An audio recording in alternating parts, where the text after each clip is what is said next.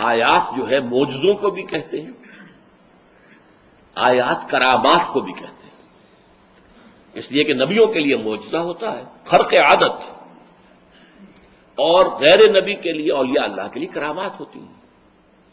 تو کوئی صاحب کرامت بزرگ تھا، بہت بڑا جو ہے کوئی عالم بھی تھا، کوئی روحانی شخصیت بھی تھی، ہم نے اسے اپنی آیات عطا کی، فانسلخ منہا، ان میں سے نکل بھاگا، اپنے اس مقام کو چھوڑ دیا۔ اس کا ذکر آتا ہے تورات میں کہ ایک عورت کے چکر میں پھنس کر پھر اس کی ساری نیکی، سارا تقوی، سارا زہد ختم۔ فَأَتْبَعَهُ الشَّيْطَانُ، تو اب شیطان اس کے پیچھے لگ گیا۔ بڑا اہم جگہ ہے یہ، پہلے انسان خود غلط حرکت کرتا ہے، تب شیطان اس کے پیچھے لگتا ہے، پہلا فیصلہ اپنا ہوتا ہے۔ فَأَتْبَعَهُ الشَّيْطَانُ فَكَانَ مِنَ الْغَاوِينَ، پھر وہ ہو گیا بہت ہی گمراہ لوگوں میں۔ وَلَوْ شِئْنَا لَرَفَعْنَاهُ بِهَا، اگر ہم چاہتے تو اسے اور بلندی عطا کرتے، وَلَكِنَّهُ أَخْلَدَ إِلَى الْأَرْضِ، مگر وہ تو زمین میں دھستا چلا گیا۔ اس کے کیا معنی؟ وَاتَّبَعَ هَوَاهُ، اپنی زمینی خواہشات کی، حیوانی خواہشات کی پیروی کے اندر لگ گیا۔ فَمَثَلُهُ كَمَثَلِ الْكَلْبِ، تو اس کی مثال کتے کی سی ہے۔ إِن تَحْمِلْ عَلَيْهِ يَلْهَثْ أَوْ تَتْرُكْهُ يَلْهَثْ، اس پر اگر آپ کو بوجھ لاد دیں گے تب بھی وہ ہانپے گا، اس کی زبان نکلی رہے گی اور جو ہے اس میں سے راڑ ٹپکتی رہے گی، اور اگر چھوڑ دو کوئی بوجھ نہ لادو تب بھی اس کا یہی حال رہے گا۔ اس کے اندر حرص اتنی زیادہ ہے، اتنی زیادہ ہے کہ ہر وقت اس کی زبان لٹکی رہے گی باہر اور راڑ ٹپکتی رہے گی۔ اب فرمایا ذالک مثل القوم الذین کذبوا بآیاتنا، یہ تو ایک فرد کی ہم نے آپ کو مثال سنائی ہے، یہی مثال اس قوم کی ہے جو ہماری آیات کو جھٹلا دے۔ پاکستان ایک باکرامت ملک تھا، یہ ایک معجزہ تھا اللہ کا، اس کی کرامتیں میں ابھی آپ کو گنواؤں گا، اگرچہ یہ میرا مضمون ایسا ہے جو بہت دفعہ میں نے بیان کیا ہے۔ آخری آیت سا مثلا القوم الذین کذبوا، بری مثال ہے اس قوم کی جس نے ہماری آیات کو جھٹلایا، وانفسہم کانوا یظلمون، اور وہ اپنے اوپر ہی ظلم کرتے رہے، کسی اور کا کیا بگاڑ سکتے تھے۔ اب دیکھیے ہماری کرامات کیا تھیں پاکستان کی۔ پاکستان کی تمہید کے لیے نمبر ایک، اللہ تعالی نے سلسلہ مجددین عرب سے منتقل کر کے ہندوستان میں لگا دیا۔ اے سرہندی، وہ ملک میں سرمایہ ملت کا نگہباں، ورنہ ہما اوسطی تصور کے اندر پاکستان ختم تھا، مسلمان ختم تھے انڈیا کے اندر، اور دین الہی، تو دین الہی ہوتا، اسلام تھوڑا ہی ہوتا۔ نمبر دو، 20ویں صدی عیسوی میں جتنے اعاظم رجال ہندوستانی مسلمانوں میں پیدا ہوئے کہیں نہیں پیدا ہوئے۔ علامہ اقبال جیسا مفکر، مولانا مودودی جیسا مصنف، مولانا الیاس جیسا مبلغ، پوری دنیا میں ٹکر نہیں۔ نمبر تین، تحریک چلی خلافت کی تو صرف ہندوستان میں، حالانکہ خلافت اگر مسئلہ تھا تو پوری دنیا کے مسلمانوں کا تھا، کسی اور ملک کے مسلمانوں کے کانوں پہ جوں تک نہیں رہ گئی، اور یہاں ایسے زور سے چلی کہ ہندو گاندھی، مہاتما گاندھی کو اس میں شریک ہونا پڑا۔ بولی اماں محمد علی کی جان بیٹا خلافت پہ دے دو، ساتھ ہوں تیرے شوکت علی بھی، جان بیٹا خلافت پہ دے دو۔ ہندوستان گونج گیا۔ نمبر چار، آزادی کی تحریک چلی تو یہاں مذہب کو انووک کیا گیا، پوری دنیا میں مقامی نیشنلزم کی بنیاد پر تحریکیں چلی، ملے نیشنلزم انڈونیشیا اور ملائیشیا میں، عرب نیشنلزم آ گیا، عرب، اسلام نہیں۔ ترک نیشنلزم سے ترکی کو بچایا مصطفیٰ کمال نے، سلطنت عثمانیہ ختم ہوئی لیکن ترکی کم سے کم رہ گیا، ورنہ اس کا نام و نشان ترکی کا مٹ جاتا۔ اتنا انتقام تھا یورپ والوں میں کہ انہوں نے ہم پر 400 برس تک حکومت کی ہے، پورا جو مشرقی یورپ تھا وہ ان کے تحت تھا۔ نمبر 5، پاکستان بنا ہے تو معجزہ، کیوں؟ گاندھی جیسا لیڈر، کانگریس جیسی جماعت، ہندوؤں کی اکثریت، مالدار زیادہ، تعلیم یافتہ زیادہ، ان کے مقابلے میں پاکستان کی مسلمانوں کی کیا حیثیت تھی؟ جبکہ مسلمانوں میں بہت سے مضبوط طبقات کانگریس کے ساتھ تھے۔ جمعیت علماء ہند بہت بڑی طاقت تھی، پنجاب میں احرار بہت بڑی طاقت تھے، سرحد میں سرخ پوش سرحدی گاندھی عبد الغفار خان بڑی طاقت تھے۔ گاندھی نے چند ہفتے پہلے کہا تھا پاکستان صرف میری لاش پر بن سکتا ہے، بن گیا پاکستان۔ حالانکہ قائد اعظم 1 سال پہلے آزاد پاکستان کے مطالبے سے دستبردار ہو گئے تھے جب انہوں نے کیبنٹ مشن پلان قبول کر لیا تھا، جس سے ہندوستان 3 زون میں ہوتا، مرکزی حکومت ایک ہوتی۔ بہرحال پھر سب سے بڑی کرامت پاکستان نازل ہوا لیلۃ القدر میں، رمضان کی 27ویں شب۔ پھر سب سے بڑی جو ہے پاکستان میں قرارداد مقاصد پاس ہو گئی، اعلان ہو گیا حاکمیت اللہ کی۔ یہ گویا کہ سیکولرزم کے خلاف بغاوت، ہمارا حاکم اللہ ہے، اور کتاب و سنت کی حدود کے اندر ہم اپنے اختیارات کو استعمال کریں۔ ان ساری کرامات کے ہوتے ہوئے پھر ہم سیکولرزم کی راہ پر چلے گئے، اور آج تک ہے۔ وَاتْلُ عَلَيْهِمْ نَبَأَ الَّذِي آتَيْنَاهُ آيَاتِنَا فَانسَلَخَ مِنْهَا فَأَتْبَعَهُ الشَّيْطَانُ۔ سب سے بڑا شیطان یہودی جو پیچھے لگا۔ قرارداد مقاصد کا مصنف قتل کر دیا گیا، لیاقت علی خان،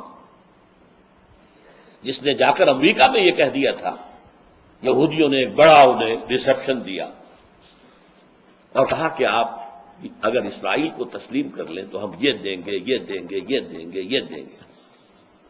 جواب میں اس شخص نے کہا، gentleman, our souls are not for sale۔ حضرات، ہماری روحیں بکاؤ نہیں ہیں۔ اس کا مزہ چکھا دیا، قتل کرا دیا، کہ مسلمان کے ہاتھوں قتل کرایا۔ فَأَتْبَعَهُ الشَّيْطَانُ، اب شیطان لگ گیا۔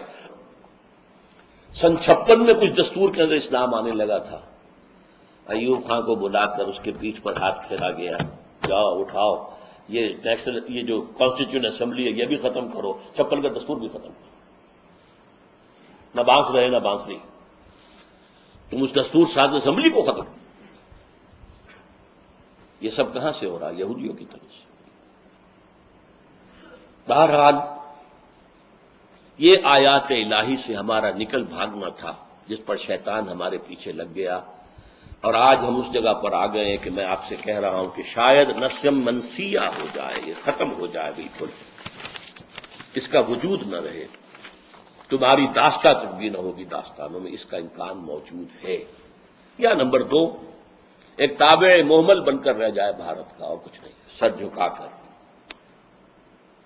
کبھی ہم کہتے تھے نہیں، ہم برابری کی سطح پر بات کرنا چاہتے ہیں۔ اب آئیے، میں نے کہا تھا کہ 2 اسباب ہیں اس کے، ایک تھا اصلی اور بنیادی، اور داخلی اور خود کردہ۔ ایک ہے جو باہر سے آیا ہے، اور یہ فوری سبب ہے۔ اس کا اصل، اس کے لیے قوت جو ہے پیچھے، وہ یہودی ہیں، اسرائیل ہے، جو پاکستان کے خاتمے پر، ورنہ کم از کم اس کا ایٹمک جو مسئلہ ہے ختم کر کے، چاہے بمباری کرنی پڑے، حملہ کرنا پڑے کسی اور ذریعے سے، اس کے ایٹمک دانت توڑ کر اور اس سے ہندوستان کے سامنے ڈال دیا جائے، اس کے سامنے سر جھکائے، اس کا تابع محمل بن جائے تو ٹھیک۔ اور یہودیوں کو پاکستان سے جو خطرہ ہے، میں نے بارہا کہا ہے، 1967 کی عرب اسرائیل جنگ جو ہوئی تھی، جس میں انہیں بڑی فتح حاصل ہوئی تھی، اس کے بعد انہوں نے ایک جشن منایا یہودیوں نے پیرس میں، اور اس میں تقریر کی بن گوریون نے، اور اس نے کہا ہمیں کسی عرب ملک سے کوئی خطرہ نہیں ہے، ہمیں خطرہ ہے تو صرف پاکستان سے۔ اور یہ بات 1967 کی ہے، ابھی پاکستان ایٹمک پاور نہیں تھا، اس کے باوجود انہیں پتا تھا کہ یہاں کچھ جذبات ہیں، یہاں امکان موجود ہے کہ اسلام ایک سیاسی، سماجی اور معاشی نظام کی حیثیت سے سامنے آ جائے. اور یہ جان لیجئے یہودی خوب جانتے ہیں پروفیسیز جو ہیں انبیاء کی، انہیں خوب معلوم. بن گوریون ہی وہ شخص ہے جس نے اپنی کتاب میں لکھا ہے the golden era of over diaspora was Muslim Spain. ہمارا جو عہد تھا جس میں کہ ہمیں دنیا میں پھیلا دیا گیا تھا، نکال دیا گیا تھا فلسطین سے، ڈائسپورا، اس کا بہترین دور جو ہے مسلم اسپین ہے. اسپین کی فتح میں طارق ابن زیاد کی مدد کی تھی یہودیوں نے، اس لیے کہ عیسائی سخت ظلم ڈھاتے تھے یہودیوں کے اوپر. اس لیے طارق ابن زیاد اور وہاں کے پھر حکمران مسلمان جو ہے وہ یہودیوں کی بہت قدر کرتے تھے، انہیں بڑا عروج وہاں حاصل ہوا. Golden era of over diaspora is Muslim Spain. وہی بن گوریون یہ کہہ رہا. انہیں اندازہ ہے کہاں سے طاقت آئے گی، جو پیشنگوئیاں حضور کی احادیث میں انہیں اندازہ ہے. امریکہ میں اس نے 9/11 کا واقعہ اسرائیل نے کرایا، یہودیوں نے کرایا، اسرائیل کی موساد نے کرایا، اور امریکہ میں جو یہودی ہیں بہت اعلیٰ مناصب پر اور جو وہاں کی ایڈمنسٹریشن کے اندر گھسے ہوئے ہیں ان کی مدد سے کرایا، ورنہ ہو ہی نہیں سکتا تھا، امپاسبل. میں نے سنا ہے کہ یہ مانا تھا کسی بہت بڑے امریکی جو ہے ذمہ دار حکمرانوں میں سے کسی نے کہ ہم پر بات ثابت ہو چکی ہے کہ اسامہ کے پاس کوئی ایسا ساز و سامان نہیں تھا کہ وہ 9/11 کا کام کر سکے. اور میں نے یہ کہا تھا ایک موقع پر، اسامہ کیا، اسامہ کا باپ بھی وہ کام نہیں کر سکتا. اتنی پریسیژن کے ساتھ جانا جہاز کا اور سیدھا اپنے ٹارگٹ پہ ٹکرا جانا. اس پر کتابیں لکھی جا چکی ہیں، لیکن یہ کہ ان چیزوں کو لانے نہیں دیتے وہ، ذرائع ابلاغ عامہ کے اندر نہیں، کتاب پوری لکھی جا چکی ہے. اس فیصلے کے اندر امریکی حکومت کے لوگ اور موساد شامل تھے. اور جہازوں کے اندر اس سے پہلے جو ہے فوراً جیسے جہاز نے ٹیک آف کیا ایک گیس چھوڑ دی گئی تھی جس سے سب مر گئے تھے، پائلٹ بھی اور سارے مسافر بھی. اور وہاں ایک کمپیوٹرائز پروگرام جو ہے اس جہاز کے اندر پہلے ہی رکھا جا چکا تھا کہ جیسے ہی پائلٹ ختم ہو وہ کمپیوٹر جو ہے وہ اس کو ٹیک اوور کر لے گا، اور اس میں پروگرام اور سارا کا سارا کہ کہاں جانا ہے کہاں ٹکرانا دیا ہوا تھا. بہرحال یہ 9/11 یہودیوں کا کیا ہوا، لیکن طاقتور ابلاغ کے ذریعے سے اس کا فوراً رخ پھیر دیا قاعدہ القاعدہ. یہ میں نے پہلی مرتبہ یہ لفظ سنا ہے القاعدہ، یہ بش کی زبان سے. 9/11 کے میں نے تو کبھی سنا بھی نہیں تھا. یہ قاعدہ کیا ہے، کون سی تنظیم ہے، کیا اس کا صغرا کبرا، کبھی سنا بھی نہیں، میں نے نہیں سنا تھا، لیکن رخ پھیرتی ہے.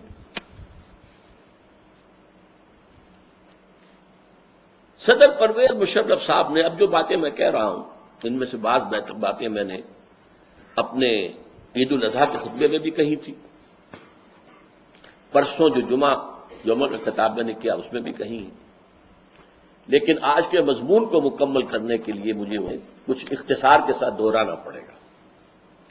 جنہیں تفصیل درکار ہو وہ میرا پرسوں کا جمعے کا کیسٹ وغیرہ لے کر پڑھ لیں. صدر مشرف صاحب نے جب 9/11 کا حادثہ پیش آ گیا اور ایک ہی ٹیلی فون پر وہ بتاشے کی طرح بیٹھ گئے، یو ٹرن لے لیا، دھمکی سے بھر گیا کہ نہ باب نبرد تھا، لہذا نہ مرد نبرد تھا، دھمکی سے ڈر گیا. اس وقت انہوں نے کچھ اجلاس منعقد کیے تھے جیسے آج کل بھی کر رہے ہیں. آج کل ایک بڑا کنونشن ہوا ہے علماء کا بہت، ایک پھر چھوٹا اجلاس اور بلایا انہوں نے. اس وقت انہوں نے 16 ستمبر 5 دن بعد 16 ستمبر 2001 کو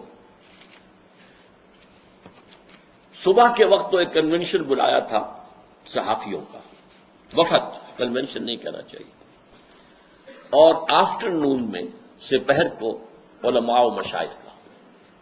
میں نہ علماء میں سے ہوں سکہ بند اور نہ میں مشائخ میں سے ہوں، لیکن مجھے پتہ نہیں کیسے بلا لیا، کچھ اللہ تعالیٰ کو کچھ کہلوانا تھا تو کوئی شکل پیدا کی. وہاں انہوں نے اصل میں ہی wanted to sell his idea, اپنی باتوں کا ہم خیال بنانے کے لیے کہ یہ لوگ وہ ہیں کہ جو اوپینین فارمنگ کے اندر جو ہے حصہ لیتے ہیں. میں نے وہاں سب لوگوں نے اپنی رائے دی صدر صاحب کی پہلی تقریر کے بعد، اور مجھے کچھ غصہ چڑھتا گیا کہ اگرچہ ایک حق بات تو سب نے کہی کہ جناب ابھی تک کوئی جرم ثابت نہیں ہوا ہے، نہ اسامہ کے خلاف اور نہ طالبان کے خلاف، تو بغیر جرم کے سزا دینا ثبوت کے یہ عدل و انصاف کے اصولوں کے خلاف ہے. کہا ذرا دبی زبان میں، اور اس کے ساتھ ہی کچھ لوگوں نے بڑا چاپلوسانہ انداز اختیار کیا. تو جیسے وہ چاپلوسانہ انداز میرے سامنے آیا، مجھے وٹ چڑھنا شروع ہوا. اتفاق سے میں آخری تھا اس میں، اس لیے کہ میں صدر صاحب کے ساتھ کی کرسی پر بیٹھا ہوا بائیں ہاتھ، دائیں ہاتھ سے انہوں نے شروع کیا تھا اوپینین لینا، تو ہوتے ہوتے آخر میں میری باری آئی. میں نے کہا دیکھیے صدر صاحب، اگر آپ نے اس وقت طالبان کے خلاف امریکہ کا اعلی کار بننا پسند کیا تو گن لیجئے 3 باتیں. اولاً یہ عدل و انصاف کے اصولوں سے بغاوت ہوگی، وہی بات جو سب نے کہی تھی کہ ابھی کوئی جرم ثابت نہیں، عدل و انصاف کے خلاف ہے کہ سزا دی جائے بغیر جرم کے ثبوت. نمبر 2، یہ غیرت اور حمیت کے خلاف ہوگا. ہم نے ایک حکومت کو سپانسر کیا، طالبان کو پاکستان بے نظیر کے دور میں، اور بابر اس وقت جو تھے وزیر داخلہ، ان کے ذریعے سے سپانسر کیا گیا. امریکہ سپانسر کرنے والوں میں شامل ہے، اور ہم نے اس کو تسلیم کیا. اور ہمارے ہاں آج بھی سفارت خانہ موجود ہے، ملا ضعیف موجود ہے، سفیر. اور صرف ایک دھمکی پر آپ ان سے پیٹھ پھیر لیں. آخر غیرت بھی کسی شے کا نام ہے. غیرت ہے عجب چیز جہان تگ و دو میں، پہناتی ہے درویش کو تاج سر دارا. ہمارے حال یہ ہو گیا ہے کہ اب کوئی غیرت باقی نہیں رہی، کہ نہ تھا کہ غیرت نام تھا جس کا گئی تیمور کے گھر سے. تیسری بات میں نے کہی، اللہ کے اور دین کے اسلام کے خلاف بغاوت ہوگی، اس لیے کہ ایک مسلمان ملک کے خلاف ایک غیر مسلم حکومت، غیر مسلم ملک کی مدد کرنا اسلام سے بغاوت ہے. البتہ میں نے کہا کہ جو مصلحتیں آپ بیان کر رہے ہیں وہ صحیح ہیں. مصلحتیں کیا تھیں؟ ہمارا کشمیر کا مسئلہ حل ہو جائے گا، امریکہ کرا دے گا. ہمارا ایٹمی اثاثہ محفوظ رہے گا. ہم اس وقت کسی خطرے سے دوچار نہیں ہوں. میں نے کہا یہ آپ کی تینوں باتیں ٹھیک ہیں، میں مانتا ہوں، لیکن یہ عارضی ہے. بہت جلد آپ کی باری بھی آ کر رہے گی. اس کی وجہ کیا ہے؟ ان تمام واقعات کے پیچھے اصل سازش اسرائیل کی ہے، امریکہ کی نہیں ہے. یہ تو اسرائیل کی سازش ہے، اور اسرائیل کا سب سے بڑا ٹارگٹ پاکستان ہے. اسرائیلیوں کو توقع یہ تھی کہ امریکہ ایک دم جھپے گا افغانستان پر بھی، اور افغانستان کے سپورٹر پاکستان پر بھی. تو آپ کی باری آ کر رہے گی. یہ نہ سمجھیے کہ آپ بچ جائیں گے.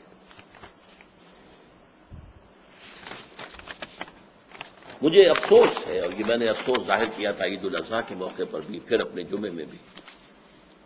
مجھے خوشی نہیں ہے کہ میری پیشن گوئی حرف بحرف ثابت ہوئی صحیح. افسوس ہے، لیکن مجھے بھی یہ توقع نہیں تھی کہ اتنی جلدی معاملہ ہو جائے. آج کیا صورت ہے؟ ایک ایک کر کے وہ مصلحت ہم سے دامن چھڑاتی جا رہی ہے. سب سے پہلے کشمیر کاز. ہمیشہ سے ہمارا موقف رہا ہے بھارت کے مقابلے میں، پہلے کشمیر پر بات ہوگی پھر کسی اور مسئلے. یہ بہت عرصے سے بات چلی آ رہی ہے. میں تفصیل بحث کر چکا ہوں جمعے کی خطاب میں، وہ آپ میں پھر کہوں گا کہ اس کیسٹ کو لے کر سنیں. اب ہم اس پر آ گئے کہ باقی ساری باتیں ہو رہی ہیں، کشمیر کا مسئلہ کہیں آس پاس بھی نہیں. ہمارے وزیر بھی کہہ رہے ہیں خارجہ، یہ کوئی 1-2 دن میں حل ہونے والا مسئلہ نہیں ہے، یہ 2-4 مہینوں میں حل ہونے والا مسئلہ نہیں ہے. فل نارملائزیشن جو بھارت چاہتا تھا، آج ہم نے اس کے سامنے ہتھیار ڈالے. نمبر 2، جو جہاد ہم 14 سال سے سپانسر کر رہے تھے، اسے جہاد سبیل اللہ قرار دے رہے تھے، وہ بند، ہاتھ اٹھا دیا ہم نے. جس کا ریئیکشن میں پہلے بیان کر چکا ہوں، کشمیریوں کا ریئیکشن یہ، پاکستان ہیز بیٹریڈ اس. بٹرے کیا ہمیں، دھوکہ دیا، ہمیں مروایا۔ ایک بات میں کہا کرتا تھا، کشمیری جہاد جب شروع ہوا، میں ہمیشہ سے مخالف تھا اس کا۔ بڑی تلخ بات ہے جو کہہ رہا ہوں کہ پاکستان کشمیریوں سے 1965 کا بدلہ لے رہا ہے۔ 1965 میں کیا ہوا تھا؟ ہم نے اپنے بہترین کمانڈوز کو کشمیر میں داخل کر دیا تھا، اس توقع پر کہ کشمیری مسلمان سپورٹ کریں گے انہیں۔ کشمیریوں نے کوئی سپورٹ نہیں کیا، وہ سارے کے سارے ختم ہو گئے، مارے گئے۔ اور برعکس اس کے یہ کہ ہندوستان لاہور پہ حملہ آور ہو گئے، جسے آپ کہتے ہیں فائرڈ بیک۔ ہماری اٹمپٹ بھی ناکام، کشمیریوں نے ساتھ نہیں دیا تو جرم ہوا نا ہمارے نزدیک۔ اب بدلہ لیا، کشمیری کو مروایا، کشمیریوں کو۔ ہاں، پاکستان سے جانے والے بھی بہت سے جو ہیں انہوں نے جانے دی ہیں، لیکن اصل پہاڑ تو ٹوٹتا رہا کشمیریوں پر۔ عورتیں تو ان کی ہیں نا جن کی عصمت دری ہوئی ہے، ان کی لڑکیاں ہیں نا جن کی عصمت کو پامال کیا گیا، ان کے گھر ہیں نا جو مسمار کیے گئے، ان کی آبادیاں ہیں جو تھوک کے حساب سے جو ہے وہ جلا دی گئی، ان کی دکانیں ہیں جو ختم ہوئی۔ تو گویا کہ پاکستان نے کشمیریوں سے بدلہ لیا ہے 1965 کا۔ اس وقت تم نے ہمیں سپورٹ نہیں کیا تھا، اب مرو۔ اور اب وہ جہاد نہیں رہا۔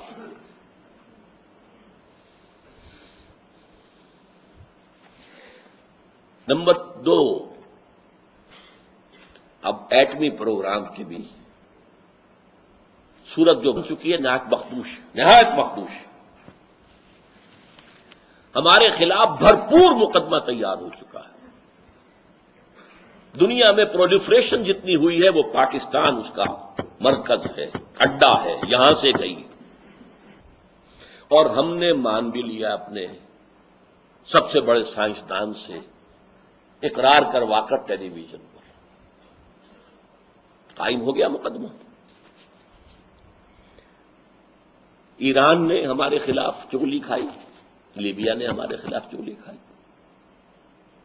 اب ہمارے خلاف مقدمہ تیار ہے۔ اور سب سے بڑی جو دلیل ان کے ساتھ پاس اب ہے کہ پاکستان میں اس کا خطرہ موجود ہے کہ فنڈامنٹلسٹ مولوی جو ہے وہ حکومت کے اوپر چھا جائے۔ ایم ایم اے کو جو کامیابی حاصل ہوئی اور معتدل تعداد میں بڑی بڑی داڑیاں والے اور اماموں والے جو ہیں، کبھی 2-3 ہوا کرتے تھے اسمبلی کے اندر، پارلیمنٹ میں، اب وہ کتنی بڑی تعداد میں وہاں ہے۔ کسی بھی مرحلے پر پاکستان جو ہے ڈی سٹیبلائز ہو کر مشرف کو مارنے کے لیے 2 مرتبہ نہیں، کئی مرتبہ کوشش ہو چکی ہے۔ لہذا اس کا اندیشہ ہے کہ یہ ایٹمک ہتھیار کہیں فنڈامنٹلسٹ ٹیررسٹ کے ہاتھ میں نہ پڑ جائے،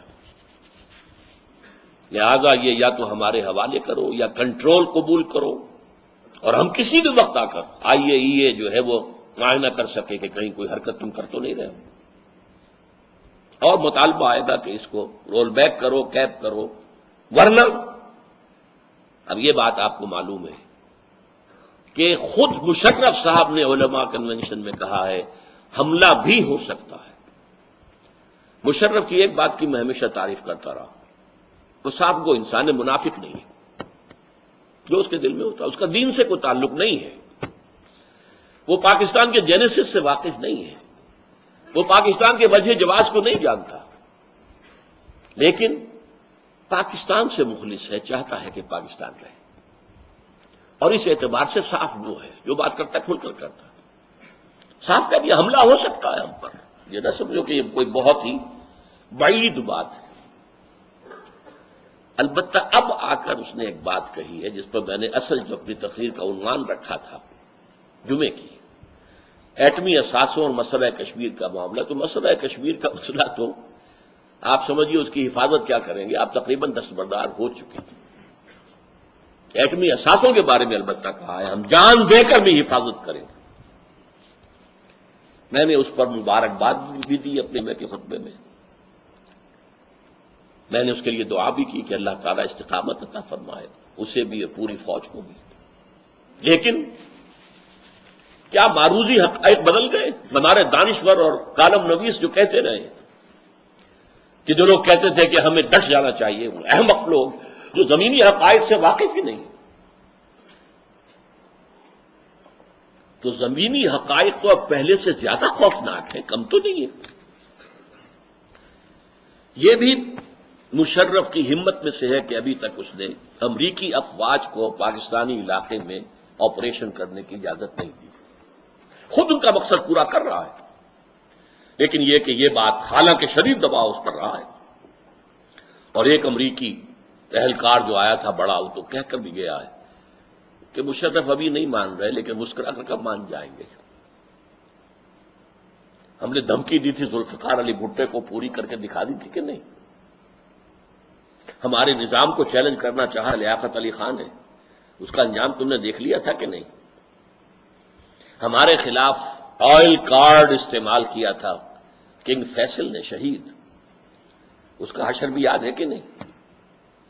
تو ذرا اور دھمکی دیں گے۔ ایک دھمکی میں وہ بات ہو گئی تھی، دوسری دھمکی میں مر گیا کہ نہ مرد نہ برد تھا۔ اللہ کرے ایسا نہ ہو، اللہ کرے وہ قائم رہ جائے، اللہ کرے قائم رہے، لیکن کیا آپ امریکہ کا مقابلہ کر سکتے ہیں؟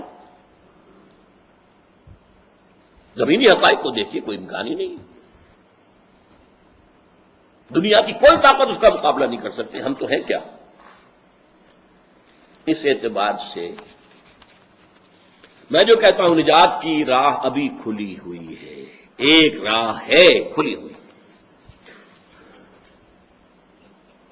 میں نے جمعے میں یہ بھی کہا تھا قرآن مجید کی ایک آیت کے حوالے سے کہ یقیناً اللہ تعالیٰ جو ہے وَهُوَ الَّذِي فِي السَّمَاءِ إِلَٰهٌ وَفِي الْأَرْضِ إِلَٰهٌ، سورہ زخرف کی آیت ہے یہ 84۔ اللہ وہ ہے جو آسمان میں بھی الہ ہے، معبود ہے، حاکم ہے، اور زمین میں بھی الہ ہے۔ یہ نہیں ہے کہ زمین کا خدا کوئی اور ہے، آسمان کا خدا کوئی اور ہے، لیکن یہ کہ اس وقت امریکہ دعوے دار ہے کہ زمین کا خدا میں ہوں۔ یہ دجال نائب دجال کی شکل میں تو آ گیا ہے، جیسے کہ امام خمینی نے یہ کہا تھا کہ امام مہدی جب آئیں گے ابھی نائب امام کوئی کھڑا ہو اور کام کرے، وہ اس نے اپنے آپ کو نائب امام قرار دیا تھا۔ تو یہ دجال کا نائب ہے کہ جو سامنے آ گیا پوری زمین پر قبضہ کرنے کے ارادے سے۔ لہذا لیکن چونکہ اللہ ہے کہ جو آسمانوں کا بھی خدا ہے، زمین کا بھی، اس کی مدد کو پکارو، وہ مدد کرے گا، تو تم پر کوئی غالب نہیں آ سکتا۔ امریکہ کیا امریکہ کا باپ نہیں آ سکتا؟ غیر مرئی ذریعوں سے تمہاری مدد ہوگی، فرشتے تمہاری مدد کو آئیں گے، اللہ تعالیٰ معجزے دکھا کر بھی تمہیں بچائے گا، بشرطے کہ کھڑے رہو۔ لیکن اللہ کی امداد کے حصول کے لیے دو شرائط ہیں، شرط تو ایک ہی ہے، دو حصوں میں بیان ہوگی، اور اس کا نام ہے توبہ، پلٹو، لوٹو۔ تم نے پاکستان کی منزل بھلا دی تھی، دوبارہ یاد کرو، پاکستان کے مقصد کو پورا نہیں کیا تھا، اب اس کا کم سے کم آغاز کر دو۔ مجھے امید ہے کہ محض آغاز پر بھی اللہ کی رحمت ہمارے ساتھ آ جائے گی۔ میں یہ نہیں کہتا کہ اسلام ایک دم نافذ کر دو، پوری شریعت نافذ کر دو، پورا یہ کر دو، ایک دن میں ہونے والی بات نہیں ہے، میں بھی مانتا ہوں، لیکن ایک عزم صادق کے ساتھ آغاز تو کرو۔ اللہ کا وعدہ کیا ہے؟ وہ توبہ کو ریسیپروکیٹ کرتا ہے، بندے بھی تواب ہوتے ہیں، اللہ بھی تواب ہے، بندے پلٹنے والے، اللہ بھی پلٹتا ہے، بندے اپنے عصیان اور گناہ کی وجہ سے اللہ سے رخ موڑ لیتے ہیں، اللہ ان سے ان کی نفرت کی وجہ سے رخ موڑ لیتا ہے، بندے اللہ کی طرح دوبارہ متوجہ ہو جائے تو اللہ بھی اپنی رحمت کے ساتھ دوبارہ متوجہ ہو جاتا ہے۔ اور اس کی شان کیا ہے؟ ایک حدیث میں آیا ہے، میرے بندے اگر میری طرف بالشت بھرائیں میں ہاتھ بھراؤں گا، اگر وہ ہاتھ بھرائیں تو میں بازو بھراؤں گا، اور اگر وہ چل کر آئیں میں دوڑ کر آؤں گا۔ یہ ہے ریسیپروکیشن اللہ تعالیٰ کی طرف سے۔ اب اس میں حکومت کی سطح پر توبہ کا آغاز وہ کیا ہے؟ پاکستان کے دستور میں قرارداد مقاصد آئی تھی، اب وہ دستور کے اندر داخل ہو گئی، یہ پہلے دیباچہ تھا، اب وہ دفعہ 2 الف ہے۔ پھر ایک موقع پر دفعہ 227 آ گئی کہ پاکستان میں نہ کوئی شریعت کے خلاف، قرآن اور سنت کے خلاف قانون نافذ رہے گا نہ مزید بنے گا۔ گویا کہ ایگزسٹنگ قوانین بھی اگر خلاف شریعت ہے تو انہیں ختم کیا جائے گا، اور آئندہ کوئی قانون سازی، no legislation will be done repugnant to the Quran and the Sunnah, this is article 227۔ لیکن ایک چور دروازہ ایسا کھلا ہوا ہے کہ یہ دونوں آرٹیکلز غیر مؤثر ہیں، ڈیفنکٹ ہے، ان افیکٹو ہے۔ قرارداد مقاصد کو ہمارے جسٹس نسیم حسن شاہ صاحب نے یہ کہہ کر رد کر دیا کہ یہ بھی بس ایک دفعہ ہے نا دستور کی، باقی اور دفعات بھی ہیں، یہ باقی دستور کے اوپر غالب حاکم تو نہیں ہے۔ یا تو اس کے ساتھ اضافہ کیا جاتا کہ not with standing any thing against it, یہ قرارداد مقاصد جو ہے، یہ دفعہ 2 الف جو ہے، یہ پورے دستور پر حاوی رہے گی۔ نہیں، وہ نہیں کیا، چور دروازہ رکھا۔ اور دوسرے جو دفعہ 227 ہے اسے نفی کر دیا کاؤنسل آف اسلامک آئیڈیالوجی، اسلامی نظریاتی کاؤنسل، کہ وہ غور کرتی رہے گی، غور کرتی رہے گی، غور کرتی رہے گی، اور رپورٹیں پیش کرتی رہے گی، رپورٹیں پیش کرتی رہے گی۔ آگے کچھ نہیں، ان رپورٹوں کا کیا حشر ہوگا۔ اس کاؤنسل پر کروڑوں روپیہ مسلمانوں کا خرچ ہو چکا ہے، پاکستانی خزانہ مسلمانوں کا ہے۔ انہوں نے جتنی سفارشات پیش کی، ایک کی بھی امپلیمنٹیشن نہیں ہوئی۔ وہ فائلیں جو ہیں وزارت قانون، وزارت داخلہ، وزارت مذہبی امور مذہبی اور وزارت مالیات، اس میں ان کی الماریاں بھری ہوئی۔ پہلا کام اگر یہ ہو جائے کہ دستور میں اس چور دروازے کو بند کر دیا تاکہ پروسیس شروع ہو جائے، کوئی بھی شخص جائے، فیڈرل شریعت کورٹ نمبر 3، یہ چور دروازہ، بہترین ادارہ قائم کیا ضیاء الحق نے کہ عدالت فیصلہ کرے گی۔ میں جا سکتا ہوں کہ فلاں قانون اسلام کے خلاف ہے، اسے ختم قرار دو، شریعت کورٹ کو اختیار ہے، وہ اسے اگر قرار دے دے گی کتاب و سنت کے منافی، وہ ختم ہو جائے گا۔ صرف وہ ایک مہلت دے دے گی، اگر مرکزی معاملات سے متعلق ہے تو سینٹرل گورنمنٹ کو کہ اتنے مہینوں کے اندر اندر اس قانون کا کوئی بدل تم اپنا بنا لو، ورنہ فلاں تاریخ سے یہ دفعہ جو ہے ساقط۔ اگر صوبائی معاملہ ہے تو صوبائی حکومت کو یہ نوٹس کرا جائے گا، مدت گزرے گی تو وہ جو فیصلہ ہے وہ نافذ ہو جائے گا۔ لیکن ضیاء الحق نے بھی 2 ہتھکڑیاں پہنا دیں، 2 بیڑیاں ڈال دیں شریعت کورٹ۔ دستور پاکستان تمہارے دائرے سے خارج، فیملی لاز تمہارے دائرہ کار سے خارج، کرمنل اینڈ سول جو کوڈ ہے، پروسیجرل کوڈ، یہ بھی تمہارے دعوے سے خارج، مالی معاملات بھی تمہارے دائرے سے خارج 10 سال کے لیے۔ وہ 10 سال کی ہتھکڑی چونکہ ٹائم بوم کی طرح تھی، وہ پھٹ گئی، تو پھر ہماری شرعی عدالت نے بینک انٹرسٹ کو ربا قرار دیا، حرام قرار دیا۔ اس کا جو حشر ہوا ہے 10 سال کے بعد، وہ سب کے سامنے ہے، میں اسے تفصیل سے بیان نہیں کر سکتا۔ کم سے کم 15 سال کی محنت اور مشقت کو ایک فیصلے نے زیرو کر دیا۔ تو شرعی عدالت کیوں؟ شرعی عدالت کا جج بیٹھا ہوا تھا ایک تقی عثمانی، معلوم تھا کہ یہ روڑا ہے جو چبایا نہیں جائے گا شریعت کے معاملے میں، اسے نکال کے باہر پھینک دیا۔ 2 آدمی اور لے آئے گئے، ان سے پہلے ہی معاہدہ لے لیا کہ تم بینک انٹرسٹ کو سود نہیں کھاؤ گے، تب انہیں حلف اٹھوایا گیا، ختم۔ یہ نمبر 1۔ دفعہ 227 کو قرارداد مقاصد کے ساتھ اٹیچ کر دیا جائے، 2A کے بعد 2B، تاکہ معلوم ہو قرارداد مقاصد میں جو لکھا گیا ہے اس کا ذریعہ امپلیمنٹیشن کا یہ ہے۔ اور CII جو ہے کاؤنسل آف اسلامک آئیڈیالوجی، اسے چاہے ختم کر دیا جائے چاہے باقی رہے، حکومت رکھے اپنے لیے سفارشات حاصل کرنے کی۔ لیکن فیڈرل شریعت کورٹ نمبر 1، اس کے اوپر سے یہ ہتھکڑیاں اور بیڑیاں کھول دی جائیں۔ اسلام مکمل نظام حیات ہے، اس کے حصے بکھرے نہیں ہو سکتے۔ افتؤمنون ببعض الکتاب وتکفرون ببعض، کیا کتاب و سنت کے کچھ حصے آپ مانتے ہیں اور کچھ حصوں کو آپ رد کرتے ہیں؟ فما جزاء من يفعل ذلك منكم الا خزي في الحیات الدنیا ویوم القیامۃ یردون الی اشد العذاب۔ تو جو کوئی بھی تم میں سے یہ حرکت کرے گا اس کی سزا کچھ نہیں ہے سوائے اس کے کہ دنیا کی زندگی میں رسوا کر دیے جائیں اور آخرت میں شدید ترین عذاب میں جھونک دیے جائیں. کیونکہ منافق ہوئے پھر شریعت کے ایک حصوں کو ماننا ایک کو نہ ماننا منافق ہے. شدید ترین عذاب ان المنافقین فی الدرک الاسفل من النار، یہ اس کھاتے میں آئیں گے. لہذا شریعت کورٹ پر سے یہ پابندیاں ختم کی جائیں. شریعت کورٹ کے ججز کا سٹیٹس بنایا جائے ہائی کورٹ اور سپریم کورٹ کے ججوں والا. جج کو کسی کو آپ ڈسمس نہیں کر سکتے، نکال نہیں سکتے. ہائی کورٹ کا جج ہو، سپریم کورٹ کا جج ہو، وہ رہے گا. ایک دفعہ بن گیا رہے گا، چاہے وہ فیصلہ آپ کی پسند کے خلاف دے دے، آپ اسے نکال نہیں سکتے. آپ اسے تقی عثمانی نہیں بنا سکتے. پھر ان کی تنخواہیں، ان کے مراعات بھی ججوں کے ہائی کورٹ اور سینئر جو سپریم کورٹ کے ان کے برابر. یہ کام اگر ہو جائے تو یہ توبہ کا آغاز ہو جائے گا حکومتی سطح پر، ریاستی سطح پر. دوسری یہ ہے، ہم نے اس کے لیے مہم چلائی تھی شرفاء کے زمانے میں.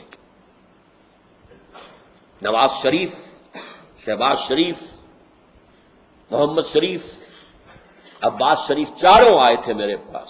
2 مرتبہ آئے، پکا قول و قرار کہ ہم یہ کریں گے. 6 مہینے کے اندر اندر میاں شیخ صاحب نے کہا تھا اپنے بیٹوں سے، چاروں تھے یہ موجود میرے کمرے کے اندر، آفس کے اندر، کہ 6 مہینے کے اندر اندر سود کو ختم کرو.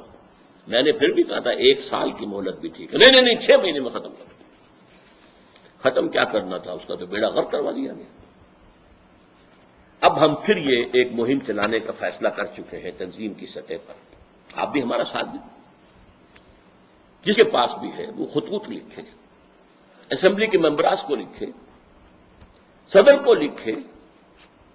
خطوط کا ایک انبار لگ جائے ان کے ہاں کہ یہ کام کیجئے. ہم اس کو چھپوا بھی دیں گے کہ یہ ہے، اور ہم نے چھپوا دیا تھا پہلے بھی کہ دستور میں فلاں فلاں دفعات میں چند لفظوں کی تبدیلی ہوگی اور جو بلاک ہے، جو چور دروازہ ہے شریعت کے لیے، وہ ختم ہو جائے.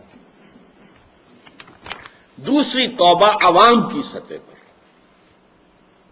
عوام انفرادی سطح پر توبہ کریں، حرام سے اجتناب کا فیصلہ کریں، حلال پر اکتفا کا فیصلہ کریں، فرائض کی ادائیگی کا فیصلہ کریں،